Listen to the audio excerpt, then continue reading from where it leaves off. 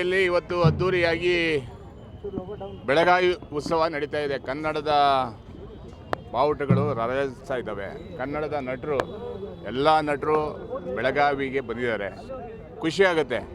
ಒಂದು ಕಡೆ ನಮ್ಮ ಜಿಲ್ಲಾಧಿಕಾರಿಗಳ ಮೇಲೆ ಲೋಕಸಭಾ ಸ್ಪೀಕರ್ಗೆ ದೂರನ್ನು ಕೊಡುವಂಥ ಕೆಲಸ ಕಿಡಿಗೇಡಿಗಳು ಮಾಡ್ತಾ ಇದ್ದಾರೆ. ಬೆಳಗಾವಿ ಇರಲಿ, ಬೆಳಗಾವಿಯ ಒಂದು ಹಿಡಿ ಮಣ್ಣನ್ನು ಮುಟ್ಲಿಕ್ಕೂ ಸಾಧ್ಯ ಇಲ್ಲ. ಇಲ್ಲಿಯ ಕನ್ನಡಿಗರು ಅಷ್ಟೊಂದು ಗಟ್ಟಿಯಾಗಿದ್ದಾರೆ. ಅನೇಕ ಸಂದರ್ಭದಲ್ಲಿ ಎಚ್ಚರಿಕೆಯನ್ನು ಕೊಟ್ಟಿದ್ದೀವಿ.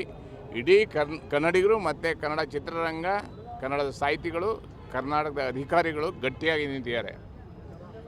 ನಾವು ಯಾರಿಗೂ ಬರಬೇಡಿ ಅಂತ ಹೇಳಲ್ಲ. ಒಕ್ಕೂಟದ ವ್ಯವಸ್ಥೆಯಲ್ಲಿ ಎಲ್ಲರಿಗೂ ಬರಲಿಕ್ಕೆ ಅವಕಾಶ ಇದೆ. ಇಂಥ ಸಂದರ್ಭದಲ್ಲಿ ಒಬ್ಬ ಲೋಕಸಭಾ ಸದಸ್ಯ ಇಲ್ಲಿ ಕನ್ನಡಿಗರ ನಡುವೆ ದ್ವೇಷವನ್ನು ಬಿತ್ತಲಿಕ್ಕೆ ಬರ್ತೀನಂದರೆ ಅದನ್ನು ನಮ್ಮ DC ಅವರು ಒಳ್ಳೆ ಕೆಲಸ ಮಾಡಿದ್ದಾರೆ. ಅಭಿನಂದನೆಗಳನ್ನು ಹೇಳ್ತೀನಿ.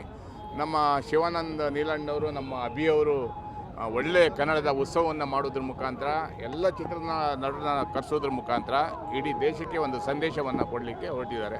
ಶುಭವಾಗಲಿ. ಯಾವತ್ತೂ ನಾವು ಬೆಳಗಾವಿ ಪರವಾಗಿರ್ತೀವಿ, ಕನ್ನಡಿಗರ ಪರವಾಗಿರ್ತೀವಿ. ಕನ್ನಡಕ್ಕೆ ಏನೇ ತೊಂದರೆ ಆದರೂ ಸುಮ್ಮನೆ ಇರಲ್ಲ. ನಾನು ಗಡಿ ಭಾಗದಿಂದ ಬರ್ತಾ ಇದ್ದೀನಿ. ಇವತ್ತು ಸುಗ್ರೀವಾಜ್ಞೆ ತಂದಿದೆ ಸರ್ಕಾರ, ನಾಮಫಲಕ 60% ಇರಲೇಬೇಕಂತ. ಆದರೆ ಗಡಿ ಭಾಗದಲ್ಲಿ ಇವತ್ತು ಸಹ ಬದಲಾವಣೆ ಆಗಿಲ್ಲ. ಇಲ್ಲಿ DC ಅವರು ಆ ಕೆಲಸವನ್ನು ಮಾಡಬೇಕನ್ನೋದು ಒತ್ತಾಯವನ್ನು ಸಹ ಮಾಡ್ತಾ ಇದ್ದೀನಿ.